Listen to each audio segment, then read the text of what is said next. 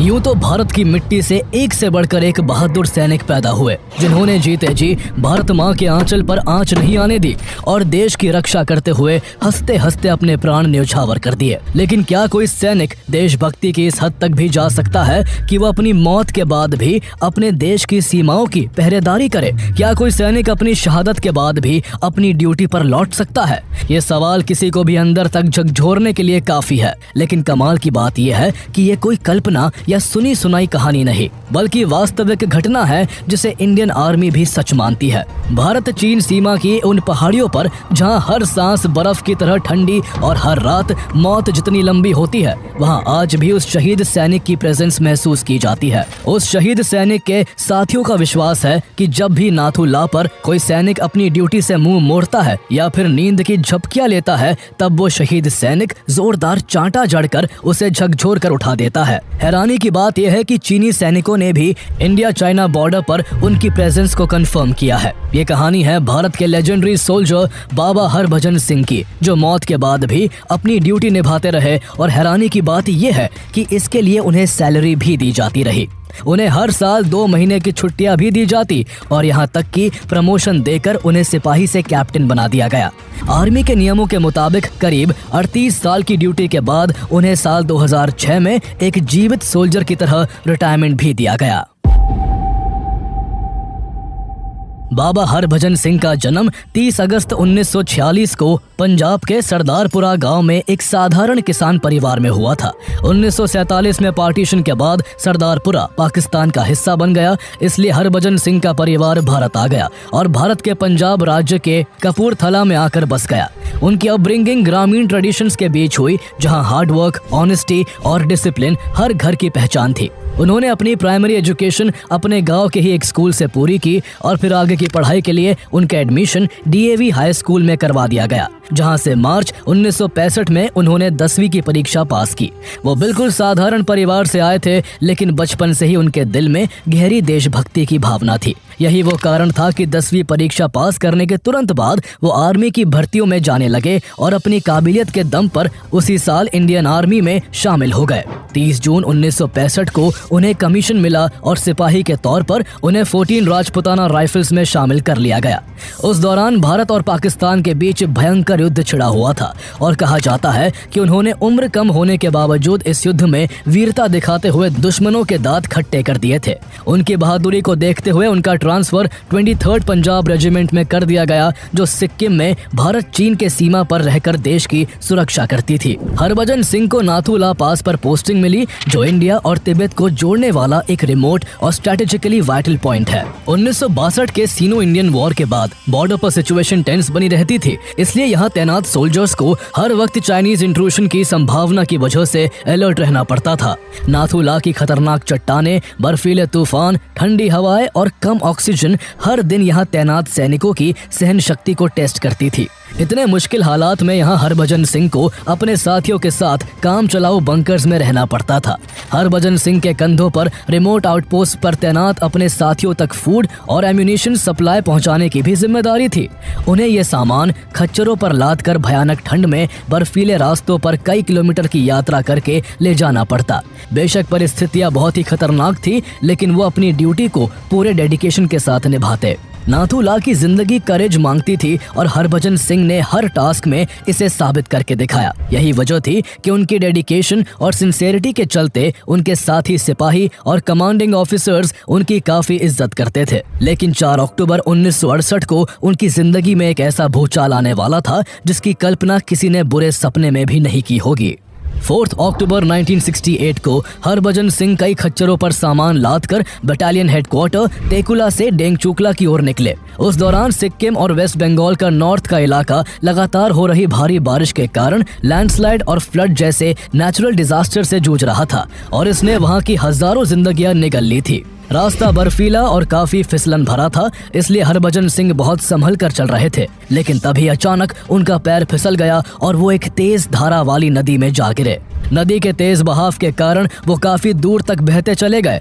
चूंकि वो उस वक्त अकेले थे, इसलिए किसी को भी उनके साथ हुए हादसे का पता नहीं चल सका।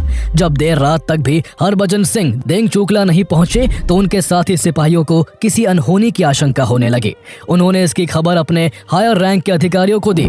इसके तुरंत बाद हरभजन सिंह की खोज शुरू कर दी गई। लगातार 5 दिनों तक सर्च ऑपरेशन चलता रहा, लेकिन हरभजन सिंह कहीं नहीं मिले। अफसोस की बात यह थी कि उनके 5 दिनों तक न मिलने पर उन्हें भगोड़ा घोषित कर दिया गया। इससे उनके साथी काफी आहत हुए, क्योंकि वो जानते थे कि हरभजन सिंह मैदान छोड़ने वालों में से नहीं, बल्कि हर मुश्किल के आगे सीना तानकर खड़े रहने वालों में से थे। लेकिन तभी कहानी में एक एक्स्ट्राऑर्डिनरी ट्विस्ट आता है।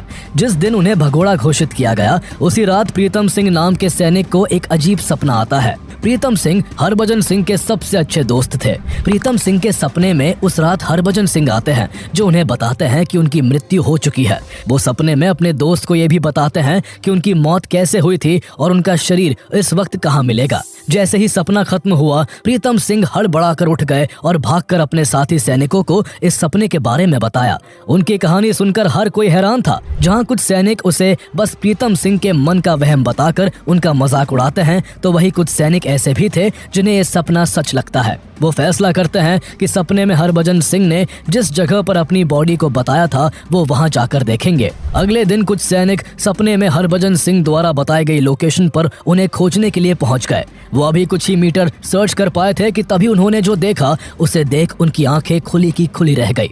उन्होंने देखा कि वही पास में हरभजन सिंह की बॉडी पड़ी हुई है। जिस काम को सेना 5 दिन की खोज के बाद भी नहीं कर पाई थी, वो महज एक सपने की बदौलत कुछ ही मिनटों में हो गया था। ये देखकर वहां मौजूद हर सैनिक हैरान था। कुछ सैनिकों को काफी शर्मिंदगी भी महसूस हुई, क्योंकि हरभजन सिंह को पहले कायर समझकर भगोड़ा घोषित कर दिया गया था। लेकिन इसके बाद सेना ने अपनी गलती सुधारी और हरभजन सिंह को शहीद घोषित कर पूरे सैन्य सम्मान के साथ उनका अंतिम संस्कार किया गया। इतना ही नहीं, उन्हें इंडिया के 2nd highest bravery honour Mahavir चक्र से भी सम्मानित किया गया। लेकिन कहानी में अभी एक रोमांचक मोड़ आना बाकी था। हरभजन सिंह अपनी मौत के बाद भी कुछ ऐसा करने वाले थे जिससे भारतीय सेना की काफी मदद और चाइनीज सैनिकों की भारी आफत होने वाली थी। कुछ दिन तक तो हर रोज की तरह सब कुछ नॉर्मल रहा, लेकिन कुछ दिन बाद नाथू ला पर स्टेशन सोल्जर्स को रात में अक्सर स्ट्रेंज ड्रीम्स आने लगते हैं। उनके सपने में हरभजन सिंह आते हैं, जो उन्हें आने वाले खतरों से आगाह करते हैं और दुश्मन की मूवमेंट्स के बारे में भी बताते हैं। कई सैनिकों ने तो यहाँ तक कहा कि हरभजन सिंह ने उन्हें सपने में कहा है कि मेरा शरीर भले ही खत्म हो गया है, लेकिन मेरी आत्मा ऑन ड्यूटी रहेगी।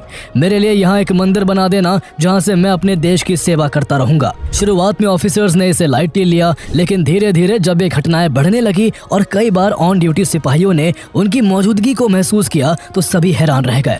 जब भी कोई किसी घटना का शिकार होने वाला होता, तो पहले ही किसी अनदेखी आवाज से रुक जाता। ऐसे में साथी सैनिकों को एहसास होने लगा कि हरभजन सिंह एक अदृश्य पहरेदार बनकर उनके साथ है। जब इस तरह की बातें बढ़ने लगी, तो कुछ हाई रैंक ऑफिसर्स खुद इस मामले की जांच के लिए नाथूला पहुंचते हैं, लेकिन वो भी तब चौंक जाते हैं जब उन्हें खुद भी हरभजन सिंह की मौजूदगी का अनुभव होता है। धीरे धीरे साथी सैनिकों का विश्वास और मजबूत हो गया कि हरभजन सिंह अपनी मौत के बाद भी उनके साथ ड्यूटी कर रहे हैं। उनकी प्रेजेंस भले ही फिजिकल रूप में अनसीन थी, लेकिन ट्रूप्स के लिए उनके होने भर का एहसास ही उनका हौसला बन गया।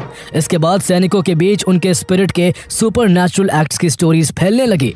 कुछ ने कहा कि उन्होंने उन्हें ट्रेचरस माउंटेन पासेस पर रात में पेट्रोलिंग करते हुए देखा है, तो दूसरों ने नोटिस किया कि उनके नाम पर रखी वाटर बॉटल्स मिस्टीरियसली सुबह तक खाली हो जाती है, जैसे कि उन्होंने ड्यूटी से आने के बाद इन्हें पिया हो। बहुत से सैनिकों ने माना कि हरभजन सिंह ने उनको एम्बुशेस, एक्सीडेंट्स और नेचुरल डिजास्टर से प्रोटेक्ट किया है। सिर्फ सैनिक ही नहीं, वहां आसपास के लोकल्स को भी एक अदृश्य आत्मा के होने का एहसास होता है। इसके बाद उन्हें देवता का दर्जा देकर बाबा हरभजन सिंह कहा जाने लगा।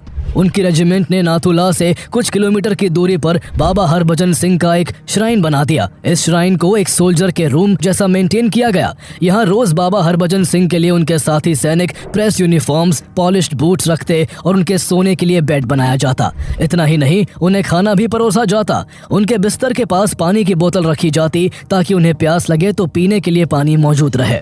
साथी सैनिक अपनी ड्यूटी शुरू करने से पहले उन्हें सल्यूट करते। ऐसा लगता था कि बाबा हरभजन सिंह सिंह सच में उनके साथ रहते हैं और जीवित है। इंडियन आर्मी ने न केवल उनकी मौजूदगी को माना बल्कि आर्मी ने बाबा हरभजन सिंह की ऑन ड्यूटी को ऑफिशियली भी रिकॉग्नाइज किया। ये इतिहास में पहली बार था जब किसी सैनिक को मरने के बाद भी एक्टिव सोल्जर माना गया। उनके लॉकर, यूनिफॉर्म और पर्सनल बिलोंगिंग्स को वैसे ही प्रिजर्व किया गया जैसे किसी जिंदा सैनिक के लिए किया जाता है। कई बार ऐसा हुआ कि जब सुबह सैनिक उनके श्राइन में दाखिल हुए तो देखा कि चादर पर सिलवटें थी जैसे कोई अभी अभी सोने के बाद उठा हो। बिस्तर के पास रखे जूतों पर मिट्टी के निशान मिले जैसे बाबा हरभजन सिंह ने रात में पहरा दिया हो। मौत के बाद भी वो न केवल खुद सीमा पर देश के लिए पहरेदारी कर रहे थे बल्कि वो अपने साथी सैनिकों को ड्यूटी के टाइम अलर्ट रहने का पाठ भी पढ़ाते हैं। अगर किसी जवान को ड्यूटी करते हुए झपकी आती तो उन्हें एक जोरदार थप्पड़ पड़ता। नाथूला पर पोस्टेड कोई भी सैनिक अगर ड्यूटी के दौरान लापरवाही बरतता तो बाबा हरभजन सिंह उसे झकझोर कर उठा देते थे। सैनिकों के लिए उनकी मौजूदगी एक प्रेरणा बन गई। उन्हें लगता कि जब एक सैनिक मरने के बाद भी अपनी ड्यूटी निभा रहा है तो उसे जिंदा रहते हुए ऐसा करने में जरा भी लापरवाही नहीं करनी चाहिए। बाबा हरभजन सिंह की सच्ची देशभक्त आत्मा के चलते सैनिकों में यह विश्वास बन गया कि चाहे कितनी भी भयंकर ठंड हो, चाहे कितने ही बर्फीले तूफान सरहद को हिलाने की कोशिश करे, चाहे दुश्मन कितनी भी घात लगा ले, बाबा हरभजन सिंह उनके साथ मौजूद है जो उन्हें कोई भी अनहोनी और हमला होने से पहले सतर्क कर देंगे। हैरानी की बात यह है कि ऐसा सिर्फ भारतीय सैनिक ही नहीं महसूस करते बल्कि इसका एहसास चाइनीज सोल्जर्स को भी होता है। कई बार चीनी सैनिकों ने अपने सीनियर से शिकायत की कि उन्हें भारतीय सीमा पर एक सफेद घोड़े पर सवार कोई सैनिक नजर आया है। कहा जाता है कि जब भी कोई चीनी सैनिक भारतीय सीमा में घुसपैठ करने की कोशिश करता तो बाबा सफेद घोड़े पर सवार होकर उसका रास्ता रोक लेते। चीनी सैन्य अधिकारियों ने एक बार भारतीय अधिकारियों को पत्र लिखकर कहा, अपने उस सफेद घोड़े वाले सिपाही को वापस बुला लो। लेकिन भारतीय अधिकारी जानते थे कि वो किसी इंसान को नहीं बल्कि एक आत्मा को देख रहे हैं और उसे रोक पाना किसी के लिए संभव नहीं है। आलम यह हो गया कि जब भी भारत और चीन के बीच कोई फ्लैग मीटिंग होती, भारतीय सैन्य अधिकारी सम्मान और विश्वास के प्रतीक के रूप में बाबा हरभजन सिंह के लिए एक खाली कुर्सी छोड़ देते। ऐसा लगता जैसे बाबा भी वहां मौजूद है और संकेतों के जरिए उन्हें अपने वैल्यूएबल टिप्स दे रहे हैं। भारतीय सेना ने बाबा हरभजन सिंह को न केवल ऑन ड्यूटी सोल्जर माना बल्कि उन्हें बाकी सैनिकों की तरह बाकायदा सैलरी और प्रमोशन भी दिया जाता रहा।